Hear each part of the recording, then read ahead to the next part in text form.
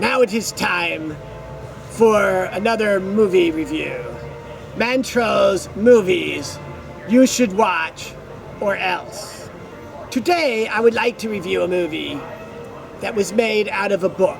Now, whenever you do a movie based out of a book, you find that the people that read the book never like the movie. Oh, they ruined the movie. The movie did not have all the character development of the book. The movie did not contain these obscure scenes from the book. I don't know why the movie didn't have the entire class like they did in the book. If you want to read the book, read the book.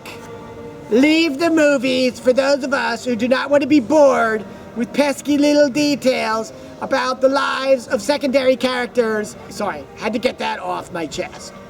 Ender's Game was not at all faithful to the book, which maybe was a surprise because the person who wrote the book was so involved in the movie. But on the other hand, it was a pleasant surprise because frankly, the book was very long. And what's worse was after he finished writing the whole book, he then wrote a whole other book about the same thing, only with a different character. Twilight Lady tried to do that, got halfway through it, and then got all upset because people liked it so much they were reading it online. If I ever write a book, I do not think I'll get mad at people for loving it and wanting to read it. This is a review of Ender's Game. Now it turns out, Ender did not own a game. Ender played a game. It wasn't his game. It was somebody else's game. The game was a virtual reality game. It's really hard to show a movie of a person playing a computer game. If you show the game in the computer, then people think, I was just playing a computer game. This is just like the computer game, only I don't get to push the buttons. And then they leave the theater and go back and play their computer game. The nice thing about Ender's Game is the protagonist was kind of like a bad person. We're supposed to think he's good. I mean, after all, he's going to save the world. Spoiler alert. But he does so by completely killing a peaceful species of ants. They were called the Formings, or the Buggers, or as I call them, ant creatures from another planet. Now, I know some of you think, oh, well, they're just ants, and you're probably those people that used to use magnifying glasses to burn the little ant butts. One of these days, when the ants evolve enough, they're going to come and get you. They're a lot smarter than you are, and there's a lot more of them. Anyway, so there's these ant creatures from another planet. And so they started terraforming our planet, not knowing that we were here because they're stupid. Eventually we defeated them completely by luck. If you saw the movie Independence Day, that guy flew the airplane up into the big ship and it blew up. That's pretty much how we beat the Formings. Ever since then, we've been scared to death that they were gonna come back and beat us because their technology was a lot better than ours, even though they're ants. Imagine an ant with Wi-Fi. We decide that the best way to beat a bunch of ants is to train 6-year-olds to fight our wars for us.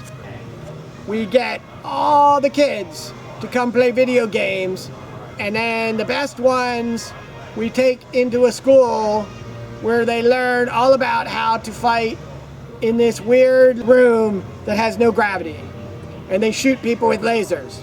The interesting part of this training is it is totally useless because in the actual war, nobody's weightless, nobody's using handguns. By the way, the battle room game is not Ender's Game. Ender's Game is a stupid game in a computer where he kills a giant and then feels bad for killing the computer giant. Because he's Ender. Ender is very conflicted. Half of him is evil like his brother. Half of him is empathetic like his sister. And he's always torn between these two worlds. The evil brother who killed squirrels and the empathetic sister who buried the squirrels.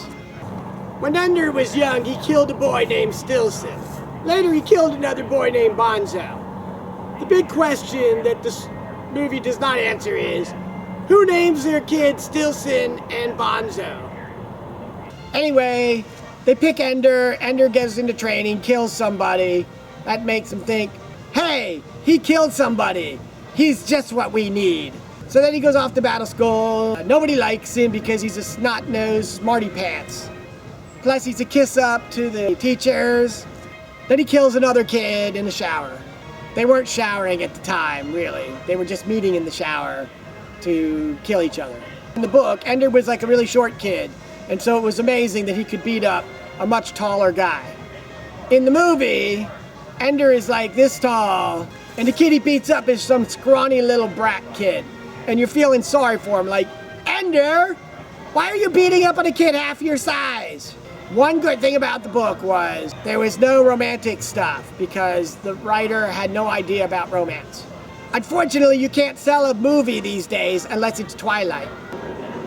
They rewrote the whole story so that Ender fell in love with this girl who was the only girl in battle school, because even though this is like 200 years in the future, women still are not like in battle school, except for this one girl who has to prove herself better than everybody and wear tight-fitting outfits.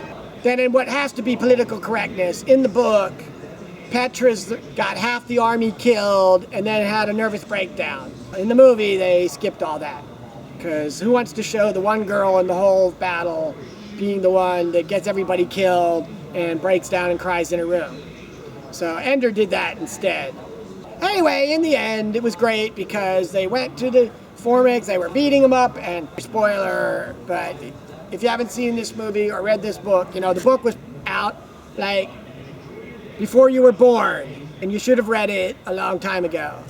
And the movie's been out for quite some time, so he kills all the Formics without even knowing it, and then he gets to the home planet, and they tell him, whatever you do, don't shoot the home planet with the big weapon. So he has Petra shoot the planet with the big weapon, and the planet blows up, and all the Formics are dead, and everybody's happy, and then Ender's conflicted, because half of him is like his sister, the empathetic one, who's now very sad that he killed an entire species, who he thinks probably was really nice, even though they were trying to kill him. And he keeps thinking, why weren't they sending us a message? What if they were trying to tell us something? And I'm thinking, if they were trying to tell you something, they should have moved all their ships away from their home planet and parked them at a moon so you could see, look, we're not defending our planet. Obviously, we don't want to fight. Little hint, if you don't want to fight somebody and they're coming at you with a gun, do not pull out your howitzer and point it at them, because then they think you're going to shoot us. Anyway, that's my movie review of Ender's Game, which wasn't so much a game as it was a lovely frolic through a lot of personal things that ended up with an entire race of ants being killed. Yay!